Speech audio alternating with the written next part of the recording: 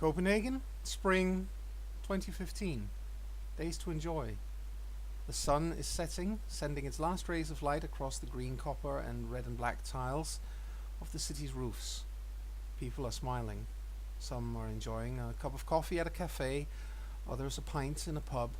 Some even are dining out, enjoying the good food of one of the city's many restaurants. All is right with the world.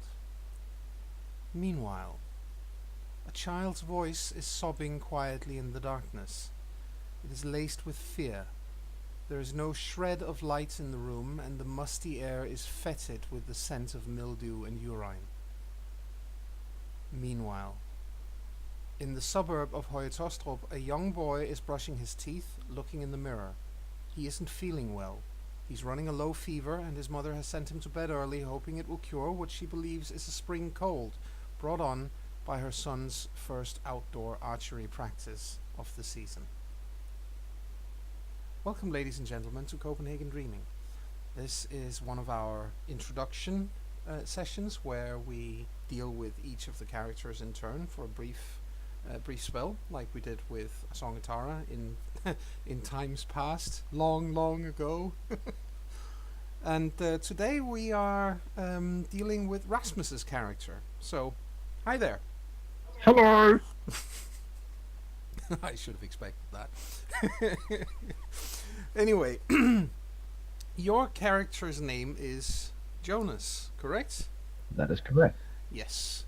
And as you may have suspected, Jonas is in fact the young, slightly feverish boy in Høje-Taastrup, so why don't we go and join him?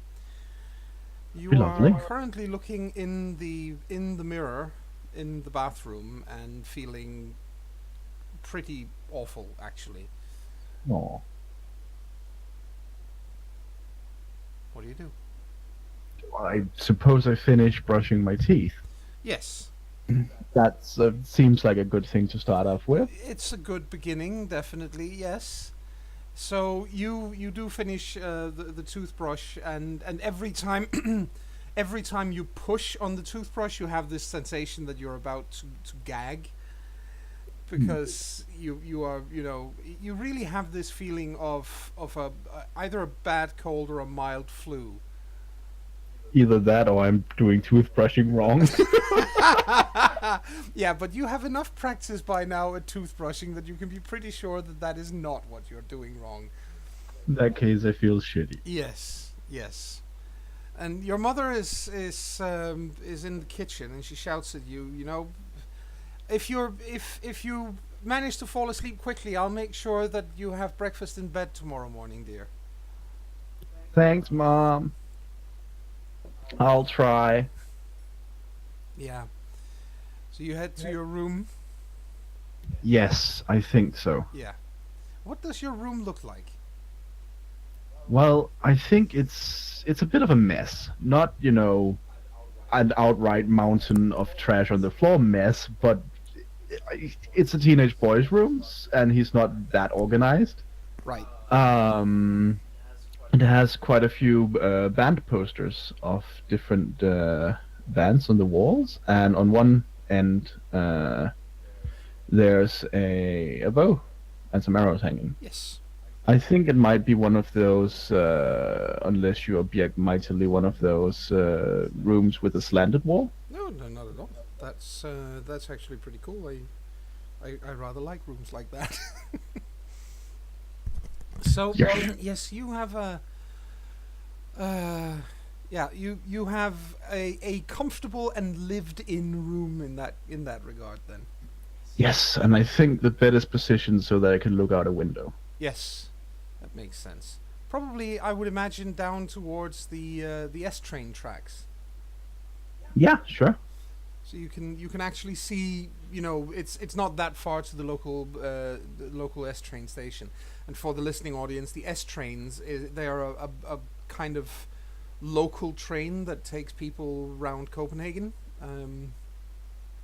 It's not like a tram system; they are actual trains.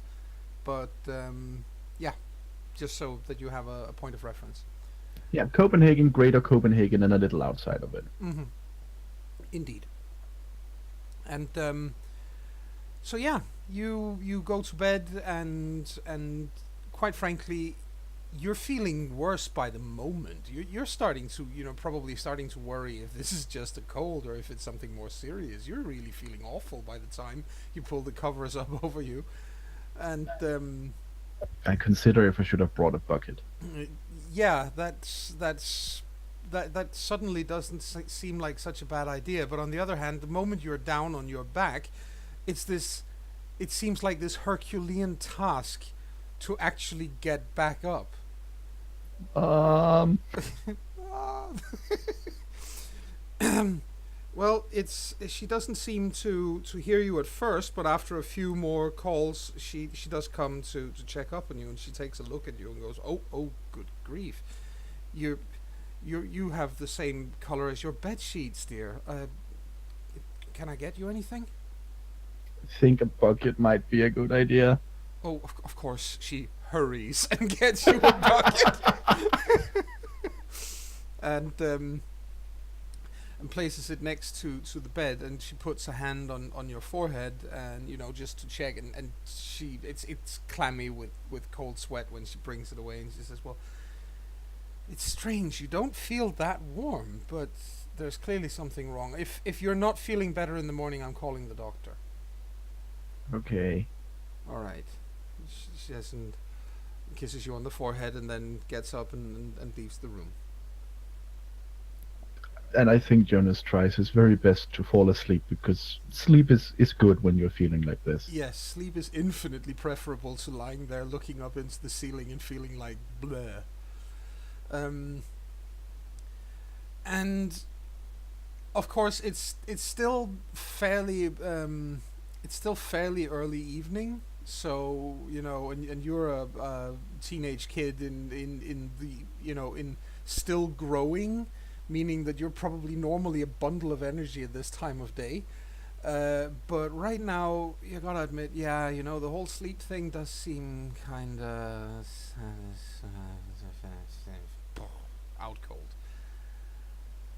The next thing that happens is that you sit up in a grassy field, tall grass. Okay. This is the most vivid dream you can remember ever having. How? And you can't see anyone, and there are no buildings anywhere around. There's just the green field full of grass. I assume since this is a dream, or at least I assume it's a dream, I feel better. You feel at least somewhat better, yes. You're still a little woozy, but you're not about to throw up or anything. In that case, I best get up and look around. Yes. And as you get up, something feels like it's slithering around your feet. Oh, I look down. There is a snake. The big snake? You would guess it's probably 5 or 6 meters long. Oh. Is it doing anything in particular? It's currently slithering around your feet. It's actually got itself curled around both of your feet, and it's looking when you get up, it looks up at you and just out between with the forked tongue and everything, it goes, "Are you going somewhere?" Um, if you're going to eat me, then yes. No, I'm not going to eat you. I'm just going to keep you here a little while longer. Why is that? I could think of a number of reasons, but I think the main one is that there is somebody who wants to meet you. Right. Could you please let me go? But then you're just going to run away. That was the plan, yeah. The snake slithers closer and actually tastes your leg with its tongue. Okay, if you do that one more time, I'm going to punch you. You don't taste very nice. I'm not going to eat you. Is whoever's coming going to eat me? I don't think so. Right, this is a weird dream. Yes, it is, isn't it? It says, why don't you sit back down, and I promise I won't hurt you, and there will be someone along very shortly. Um, um, okay. Jonas sits down again and looks Yes. at the snake and says, "So, what's your name?" Snake. We don't use names. It Oh, seems pointless. Everybody just screams when they see me.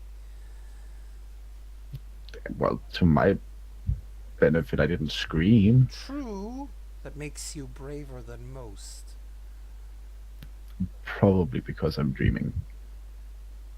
Yes, probably, the snake says, and looks into your eyes, and you have this Disney snake effect of the eyes suddenly starting to go all swirly and shit. I want to bob it on the head. Yeah. You reach out to bob it on the head at roughly the same time as you keel over sideways and fall back asleep. Whether you manage to bop it or not is up in the air. You were going for it at least. And the next thing you realize is that you are on horseback. That's new. Yes, yes, it really is. You are sitting astride a horse. You are wearing armor,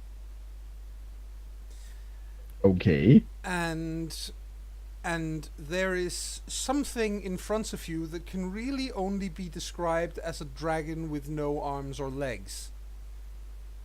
Oh. Um. Do I have any weaponry?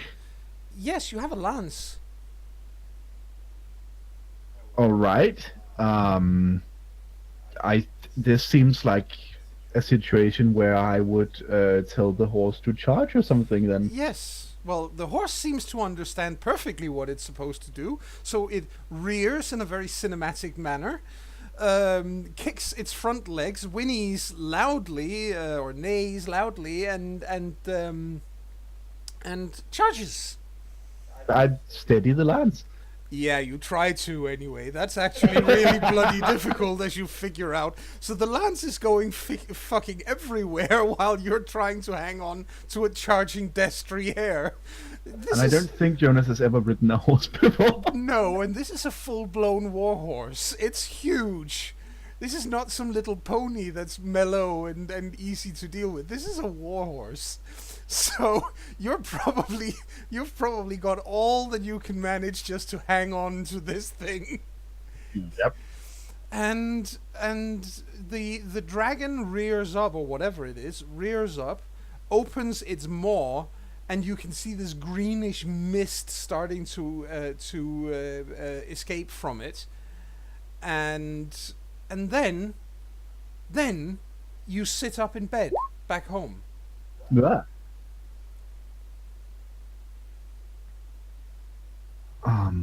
It's by now, by the way, it's the middle of the night.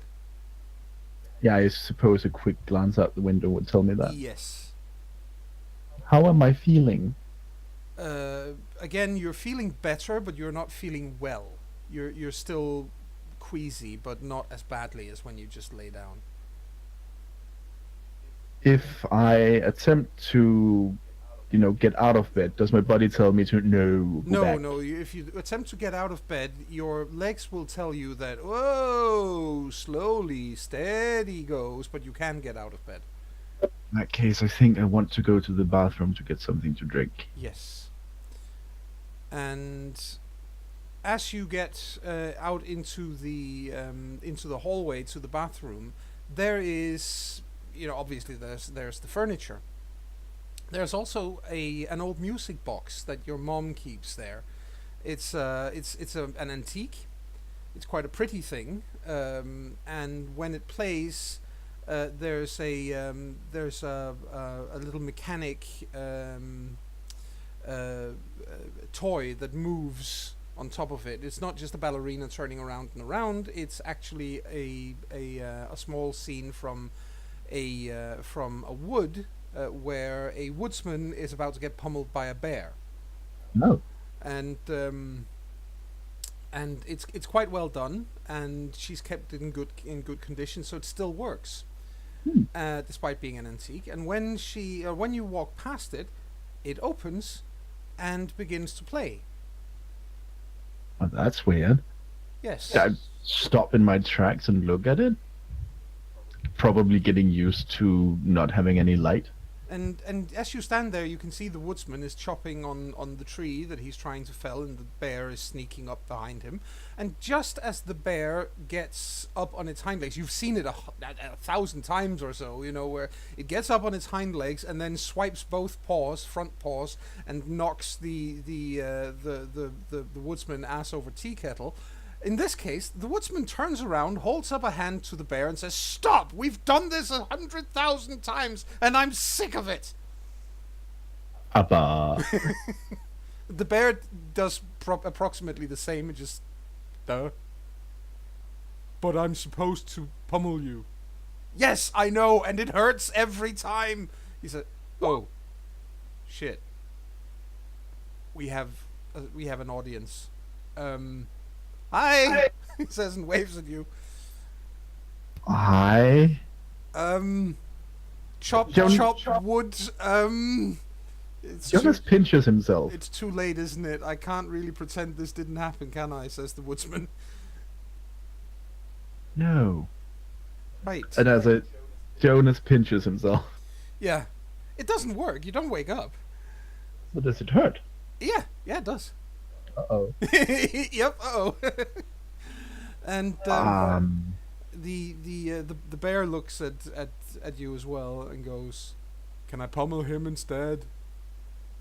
The woodsman just slaps the bear and goes, "No, of course you can't, dummy. Can't you tell? It's happening." What's happening? "I think you might want to go and take a look in the mirror, kid. But when you do, promise me you won't scream." Okay. Jonas pinches himself again. It hurts, but you don't wake. Damn it. He goes to the bathroom. Yes. And looks in the mirror. And as you stand there, you can see that there is the sheen of sweat that was there before. Looks like somebody has poured sparkles into it. Yay! And you look kind of ill still, obviously, but not as badly as just before you went to bed. The problem isn't really that you look ill. The problem is that your eyes have grown slightly slanted and that your ears are growing while you are watching. They're elongating. I instinctively touch them. Yeah, they're growing. They're getting pointy. I stare at them for a moment. Yes. And the bear is out in the hallway. You can hear them still. Goes, "Do you think he's an elf?" And again, it's like, "Ow! Stop slapping me."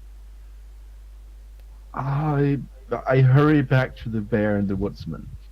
Yes, the woodsman. What's going on?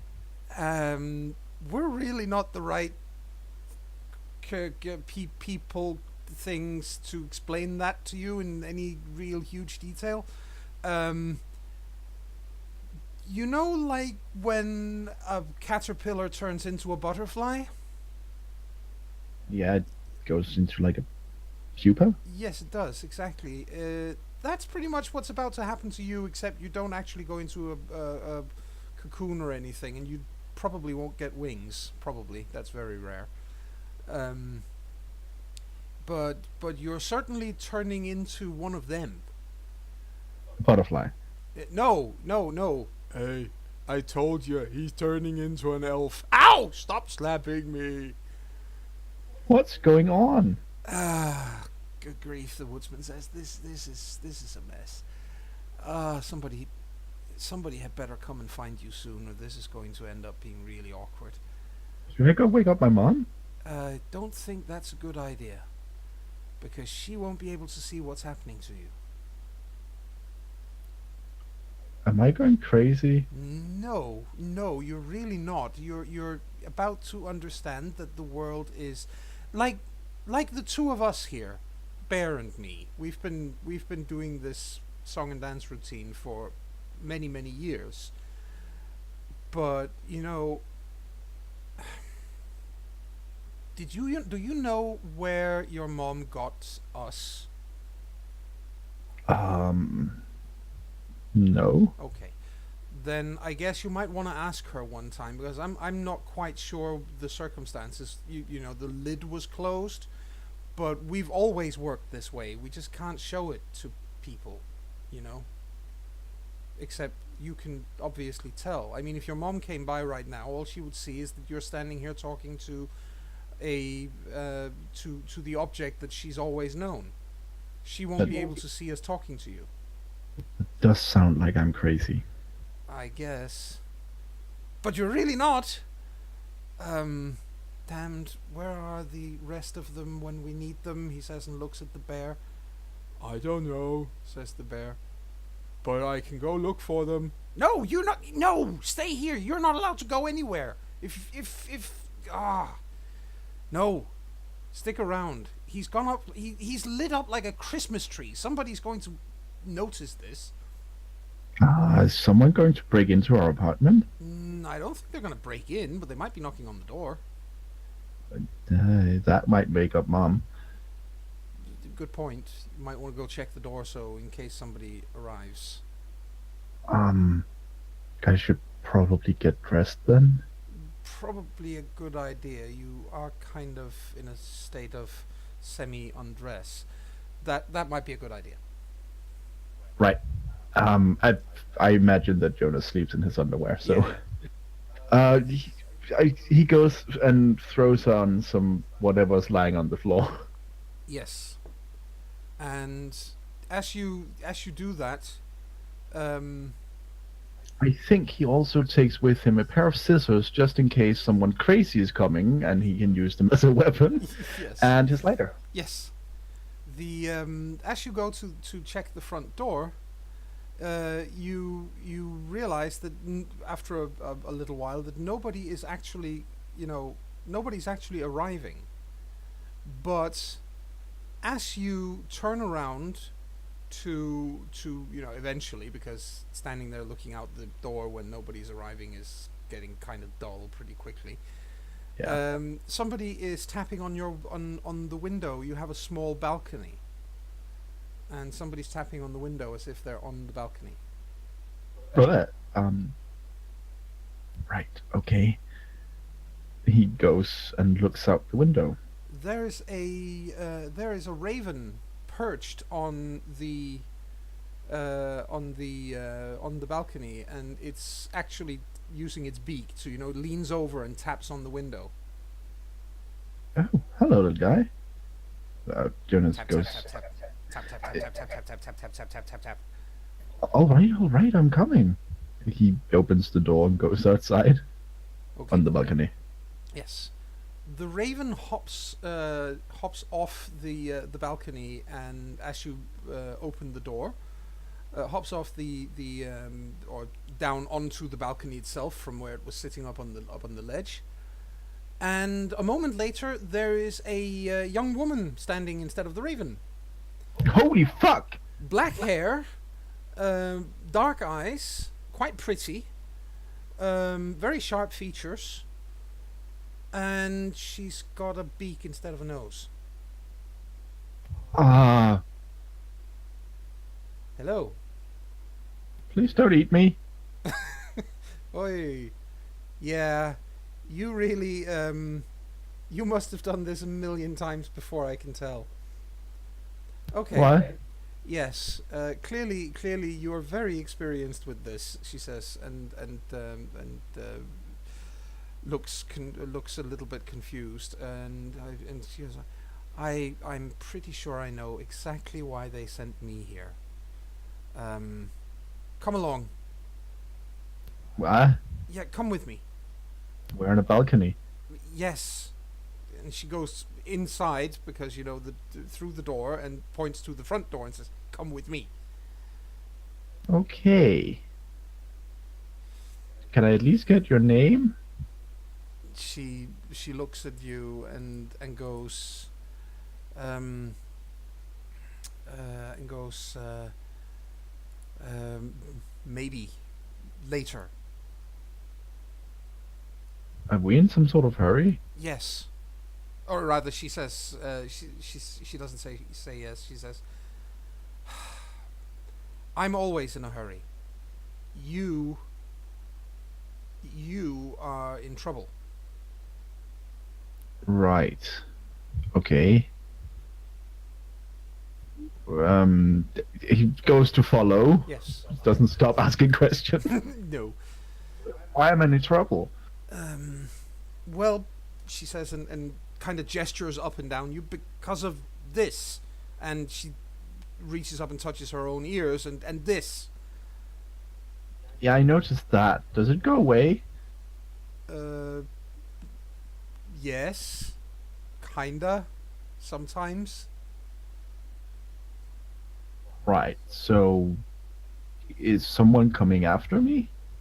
No. Not as such. She says, and looks very, like she focuses. You can tell that she's focusing very, very hard. She's concentrating. And then she looks at you and goes, listen, and it's clear that she's straining to say this. Somebody is coming for you, and they're not nice. I'm going to take you to safety. Your mom is safe. It's not about her, it's about you. Right. And they won't use her as a hostage or something? Nope. They don't care about her, they care about you. By the way, my name is Raven. Hi, Raven. I'm Jonas. Nice to meet you, Jonas. She takes you down to the S train station and gets on the first one that drives in towards Copenhagen. I didn't bring my train pass. That's fine, I'll pay, she says. And then doesn't pay. Right, well, I go along with her. Yes. Clearly nervous about what the fuck is going on. Yep. Well, you're fortunate. There are no ticket inspectors on this particular train. And you get to several stations further in towards the center of Copenhagen when suddenly she says, come, this is where we get off. Okay. And she takes you and takes you out of the leads you out of the train and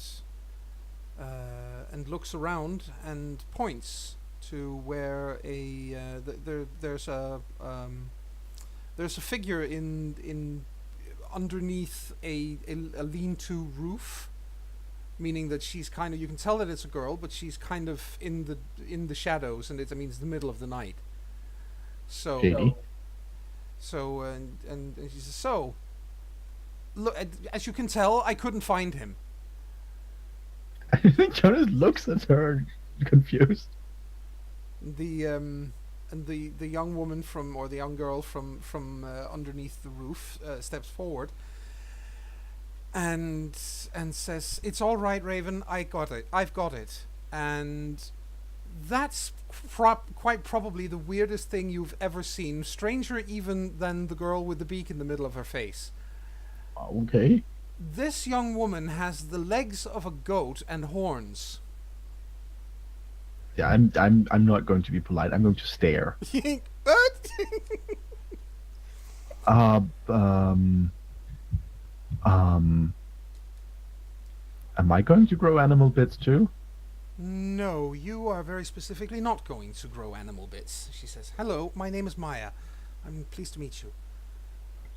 Hi, I'm Jonas. He extends a hand. Yes. Thanks. And she shakes your hand and she says, well, somebody noticed that something was happening in your part of town. Raven was the only one who could get there quickly enough.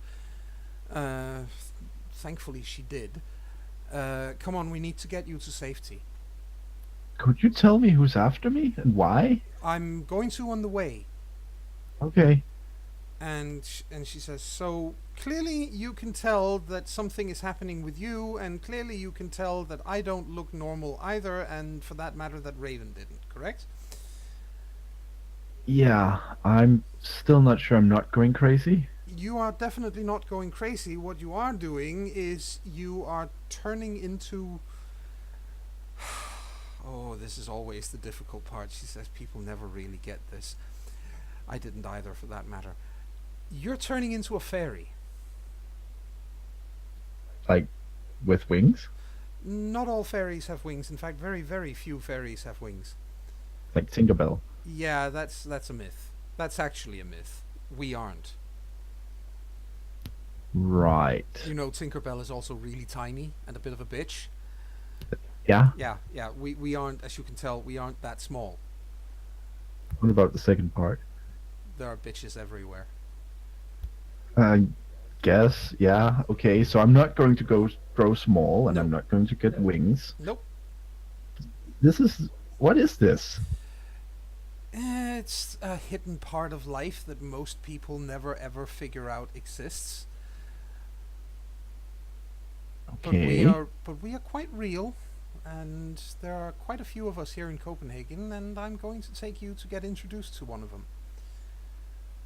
Actually, to several of them, come to think of it. Because we Good really thing I'm need not to, shy then. we really do need to keep you safe right now, because you are what's known as a she. And it's not meaning what you might think. It's spelled differently. It means elf. Oh, so the bear was right. I suppose you could say if the what bear? Um, I had like a music box. Oh, Never mind. uh, and the music box is a bear. And it had a wood chopper and a bear, and they were discussing me. Oh, right, It turns out the bear was right if I'm an elf. right. So you actually have chimera in your home. That's really cool. That's what we call things like that.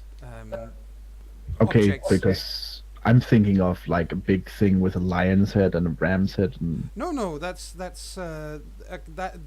the reason why those things are called chimera is because chimera really just means something that is put together from bits of other things. like Frankenstein's monster. Yes, he would be a chimera as well, except he'd also be kind of dead and creepy and ew. I'm so confused, but that at least made sense. Yes, and so you are turning into a she, as they're called, and you know some of us refer to you as elves, but I know that's not very polite. But I figured it's at least a term that you probably know. Right. Okay, and that's actually pretty cool for you because you know elves are generally seen as kind of cool, or she are seen as kind of cool. So good for you. Cool. Yeah, really, it is. But I do need I do need to also let you know that there are people in Copenhagen who really don't like elves. Why? Fucked if I know. They have, you know, they have problems with many different people, but one of them in particular, who's got a lot of power, really hates elves. So there's this magical part of life that's also infected with racism. That's actually that's actually a really depressing way of looking at it. She says, and suddenly looks like a kicked puppy. Sorry? It just seemed like the way you described it. And I guess that's exactly what it is. Damned, I never even thought of it that way. That's really sad. I suppose you find assholes everywhere. Oh yeah. Anyway, we're not that far from a place where you can be safe. Right. And how long will I need to stay there? Because my mom's Just going to overnight. worry. Just overnight. We'll make sure you get home early. Don't worry. Right. And if your mom has woken up by the time you get home and you get in trouble, we will make sure that she doesn't realize you've been gone. We can do funny things like that, and it won't hurt her. Don't worry. Like magic? Yeah.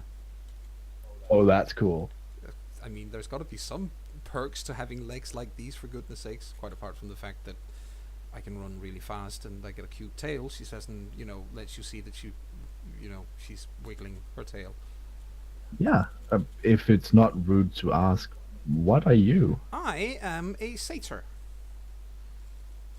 O- okay, like that guy from Hercules. Yeah, except he's really bad PR for all of us because he's small and really kind of.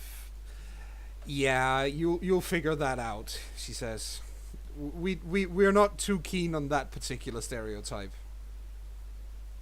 Oh, I'm sorry. No, that's you. You didn't know. You didn't know. So she as you walk and talk, she takes you down the street, and you are in central Copenhagen by now. And she takes you to the Tivoli Gardens, Oh, and just walks in. isn't it closed? Yep, she just walks in. Like the gates aren't even there. Jonas stops. Come along, it's fine. And he looks around because he doesn't want people seeing him breaking into Tivoli Gardens, and then tries to follow. Yeah, you walk straight through the gates. Oh, that's weird. Is that magic? Yeah. Cool. You are invited, so you can enter. Oh, okay. Don't worry, the woman who, well, the woman who runs the place is she can be a bit stuck up, but then again, she's an elf like you, so she'd probably get along famously with you. She's a bit stuck up to people like me. So more racism. More a matter of her being noble and me not being noble. Oh, so that's a thing too? It's more like classism than racism, to be honest. You're not selling this particularly well. Oh, come on, we've got magic and cute tales. You also got racism and classism. Yeah. I didn't say it was going to be, a fairy tale per se. I'm just saying you're a fairy. I guess it evens out. It does. Plus, there's lots of adventure and lots of danger. I thought the whole reason was to get me out of danger. Yes. Isn't that why we're here? Yes, that's why that's kind of part of the point. I'm just saying that there is lots of danger. We're trying to keep you out of it, at least for now. Eventually, I'm sure you're going to want to go and find some of your own. Everybody does, sooner or later. Danger or else? Everybody wants to go and look up adventure sooner or later. Believe me, the world is so much more fun for people like us. Well, that at least sounds promising. It's also potentially dangerous, but I can't. You kind of figured that out by now, I'm sure. But that does sound kind of like your run-of-the-mill story. Adventure and danger kind of go hand in hand. Exactly. So, anyway, she says, and leads you to the concert hall inside the Tivoli. Before we go in, Yes. are there any manners I should know of? Well, the woman that you're about to talk to is a Baroness, so being polite towards her is probably a really good idea. Do I need to bow or? That would probably be a good starting point. Yes, she's probably going to be perfectly okay with you not being really good at the whole bowing formally thing because we only just found you. But yes. Right. Okay, I'll try my best. That's all anybody can ask for. Okay. So she walks up to the door, and then promptly doesn't use it. She steps next to the door, because there are the normal ordinary gates, and she steps up right next to them, knocks on the wall, and the door opens. Oh. The other one's got alarms on it. Ah, I don't want to right. get the cops here. It's so hard to explain to them why you're in the middle of Tivoli Gardens in the middle of the night. Right, and if they're like my mom, they won't see this. He gestures towards his ears, Yeah, right? exactly. Precisely. I think I'm getting some of it. Did the bear tell you that too? I think it was Woodsman. Oh, bear and a woodsman. Sounds like a pretty cool music box, actually. The Woodsman was kind of tired of getting beaten up by the bear. She actually, yeah, she laughs. And That managed to get a nervous chuckle out of Jonas as well. I think anybody would be tired of being beaten up by a bear, to be honest with you. Yeah, I'm going to feel bad every time my mom winds that thing up. Yeah, I can understand why. She says and leads you in, and you are met just inside by the largest woman you have ever seen in your life.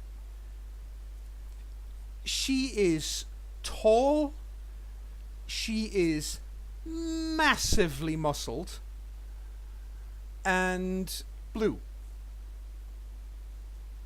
And she's also got horns, by the way, but different horns, different type of horns than Maya. Jonas's eyes goes wide and his jaw drops. And then he remembers himself and does an awkward bow. Hello. Hello, she says, and walks up to you. It is good to meet you. I'm not the one you should be bowing to, she says with a slight accent. She sounds like she's from Southern Europe. Oh, sorry. Oh no, it's okay. You are completely new to all this, so don't worry. You are the one that Raven got sent out to find. I take it. Yeah. Oh, excellent. My name is Felicia. I'm I am just here on an errand. But if you want to meet the Baroness, it's through the doors over there. Oh, okay. I'm Jonas. It's nice to meet you. Very much so, Jonas. She smiles and lets you go to introduce yourself to the Baroness. And Maya, of course, follows along as well, and she seems almost giddy. I think Jonas leans closer to Maya and whispers, "She seemed like she could protect me." She could protect anyone. She's also really pretty. Yeah. But she's, I mean, yeah, she's really pretty. Just wait until you see the Baroness, because that's almost painful. Mm-hmm. And you are taken into the next room, where a woman wearing a long black evening dress is sitting in a very deep, comfortable-looking chair. And there's a what's it called, a tray of fruits on a table next to her, and she's reading a book. Oh. I assume we approach. Indeed. As you get closer, you can see that the book that she's reading is the collected fairy tales of Hans Christian Andersen. Ah, good read. Well, as we get close enough, Jonas will look to Maya for now, kind of like for a cue on when to bow. Yeah. Maya waits for a moment and then goes, "My lady, I bring you the newly chrysalis young Kithane that we found out, or that we saw the signs of out towards Hoyatostrop. Raven got there in time. He is he is one of yours." And the lady with the book puts it down casually, which means that you can see her face for the first time. Yeah. And let's just find her here. There. Hmm. She has a grand total of 6 points of appearance in her Fey mean. Yikes. which means that for all intents and purposes, you've never seen anything like her before. It, It transcends what people should be able to look like. I think again the jaw kind of drops. Yeah. And then he'll probably remember himself and bow. Yes. Kind of bends over in the middle. Alright. She smiles a little and says, "Ah, yes. You ran out on me earlier. Seems you didn't want to stay and talk with my snake." Um, uh, I think your snake knocked me out. Oh, he simply tried to hypnotize you into being calm. Apparently, you booped him on the nose and ran off. I'm sorry. I didn't mean to. Well, I'm sure you meant to boop him on the nose, but I'm sure that it was for a good reason. No hard feelings. I told the snake the same thing. He nods and swallows. Please, come and have a seat. There's another chair. uh, Thank you. He So, glances to Maya again for cues. Maya just is like, yes, yes, yes, go, take a seat. You know, she doesn't say anything, but she gestures. Yeah. And as you take a seat, the Baroness pushes the tray of fruit over towards you. And she says, "It is fortunate that we got to you in time. Let's just say you sparkled quite a lot when this happened. Is that a good thing? It means that we tend, well, it is not unusual, and it allows us to see that someone is changing for the first time. We call it to Chrysalis. And of course, this is this is a good thing, because it means we can get there in time to find you before something bad happens. The problem is, of course, that people who want something bad to happen to you might also spot it. Ah, that makes sense. And people like you and me are, well, there are people in Copenhagen who do not like the she. I take it Maya told you that much on the way here? Yeah. Maya has this great big grin of "I did good" on her face. Yeah, she was very informative. That's good. She's quite young herself, but she's really good at. We found she's really good at being, shall we say, first point of contact. So I in any case, I'm Baroness Seething, and I'm the owner of this establishment, and you are quite safe here until we can be absolutely certain that our enemies are not actually looking for you anymore. Those enemies are other fairies like ourselves. We call ourselves many different things. Changelings. She uses the Danish word skifting. Call ourselves the Kithane, which is an old Irish expression. And we call ourselves fairies, many different things. People like you and I are, as mentioned, we're known as the She, and we rule the Fae. That does get a raised eyebrow.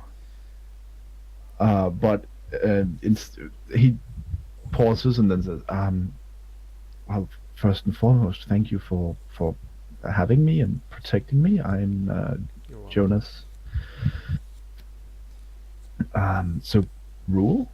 Yes, we are not a democracy, at least not on paper. We are ruled by nobility and kings and queens. We have no king or queen in Denmark because, well, we threw out the last one who decided that she was going to be Queen of Denmark. We threw her out. So now we are ruled by nobles instead. And those are people like us, the she. So the queen isn't an elf or anything. The queen was in fact a troll, just like the lady you met on the way out, I'm sure, Felicia. Ah, wait, Queen Margaret? No. Oh goodness, no. The humans have their own nobility and royalty and so on. That's not the same for us. We have our own. Okay. We have our own. And we do find their ideas of monarchy to be a little bit amusing from time to time, though. Right. So you kicked out the old queen. Yes, it was as I said, she was a troll, and she's Swedish, and she wasn't particularly keen on the Danes having their own say in their own lives. So our leader threw her out. Let's just say we haven't been on the best of terms with Stockholm ever since, but that's a long story, and I'm sure you will learn all about that in due time. You are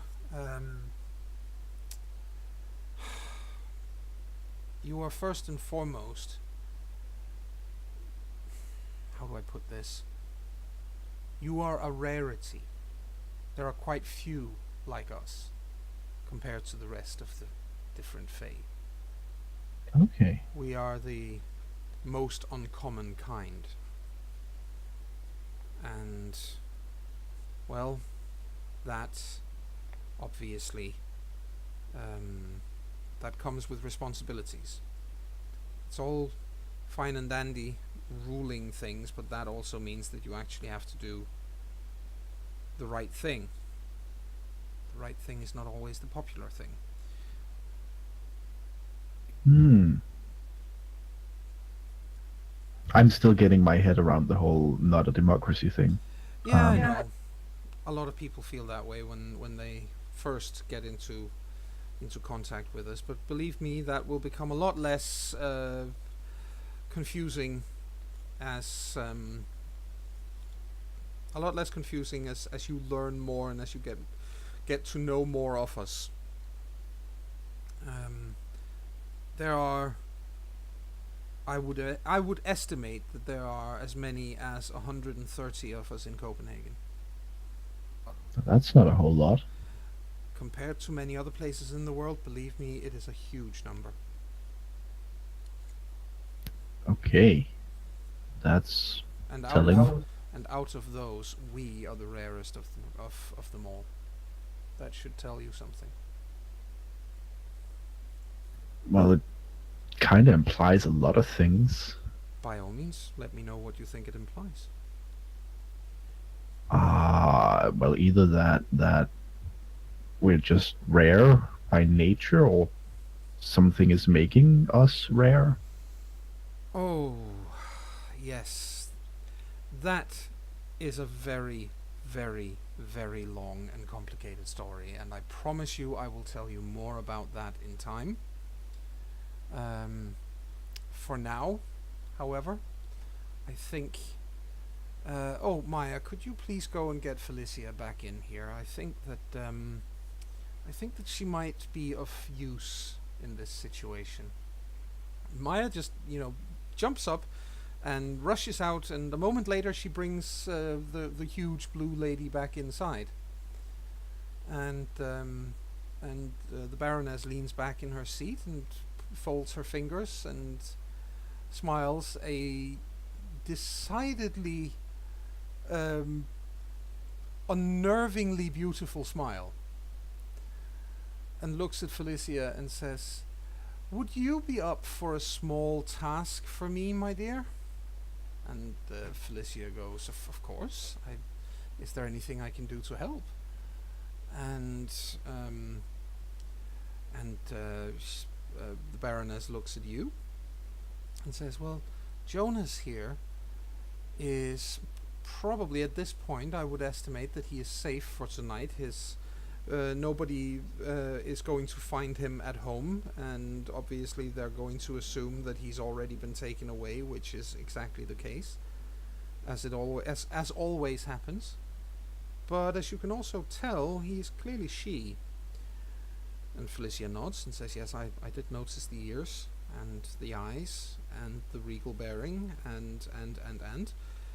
And the Baroness smirks slightly and says, yes, he's going to need someone to look after him. He's going to need someone who can help him understand the ways of the Fae. And I think you would be good at the job. Felicia looks a little confused and says, I'd be honored, but wouldn't it make more sense for whoever teaches him to also be she? And the Baroness shrugs and says, yes, unfortunately there aren't that many of us, and we are all hugely engaged with a myriad of things at all times, meaning that there's very little time to teach someone on top of things. And Felicia nods at that and thinks and goes, well, I suppose that makes sense. Well, I shall be happy to teach if you are willing to learn. Yeah, of course. Then she says, and walks up to you and extends a hand to shake it. Yeah, he shakes it. Yes. She has a hand so massive that yours literally vanish into hers. She looks like she is on the other side of 2 meters and 10 tall. I hope she doesn't squeeze my hand too hard. No, she's quite gentle about it. She is, no question about it, the largest woman you've ever seen. Yes. And she says, so let's go, she says. I'll bring you home, and if anybody decides to make trouble on the way, I will make trouble for them. Oh, okay. She picks up on the way out of the door. She leads you out, of course, and on the way out, she picks up a sword which is considerably longer than you are tall. Wow, that does look like trouble. Yes, nobody will mess with you if I'm there. Thank you. You're welcome. I hope I'm not too much of a burden. You won't be. So long as you're willing to listen, and so long as we can stay friends, you certainly won't be a burden. My first lesson to you: trolls, like me, take duty very, very seriously. If we make someone a promise, then we keep it. Not keeping it actually hurts us. And I just promised the Baroness that I would help you and keep you safe. Right. I'm very grateful for that. You're welcome.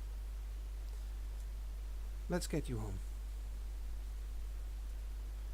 Yeah, I still haven't bought my bus pass.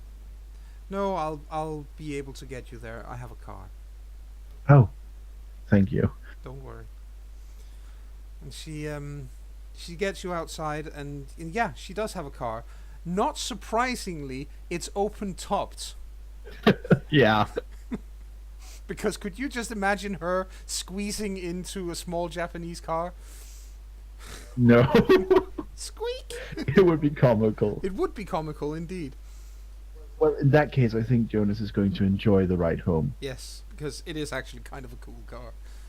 Yes, and wind in the hair and going, woo! Yes. I think he might eventually at some point start laughing because the whole thing is so surreal. Yes, it really is surreal.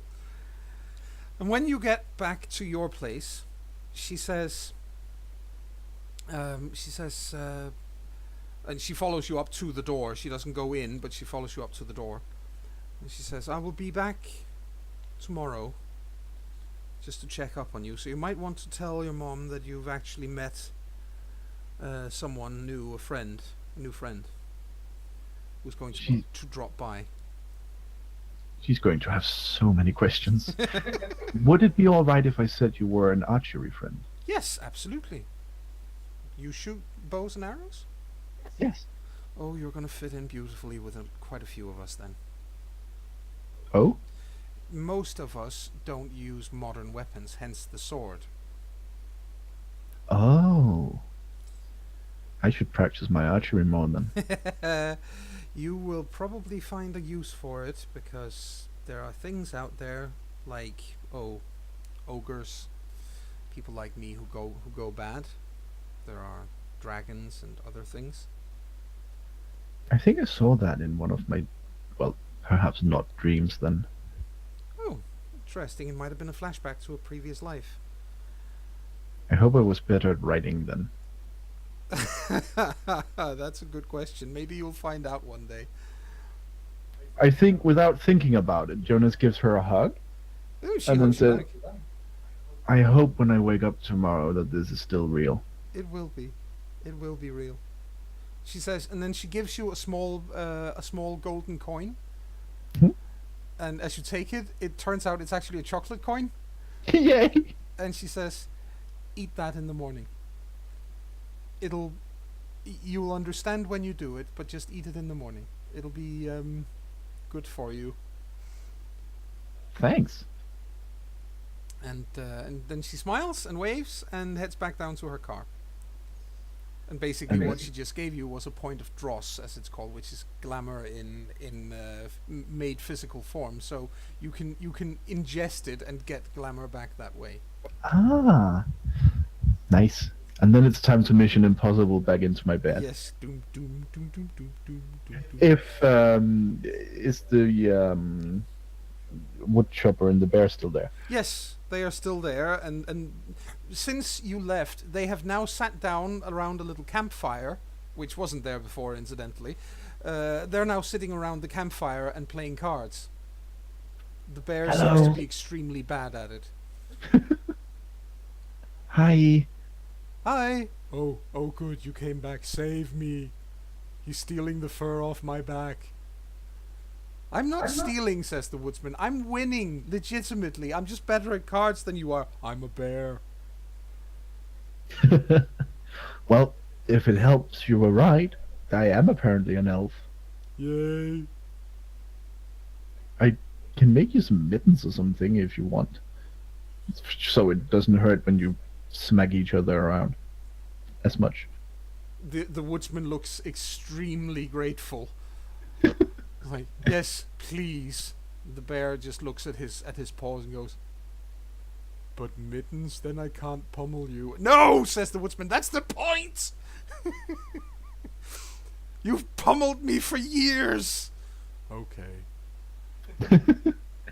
I should go back in bed. Yes, you probably should. Sleep tight. You too, if you sleep. Not really, but it's appreciated.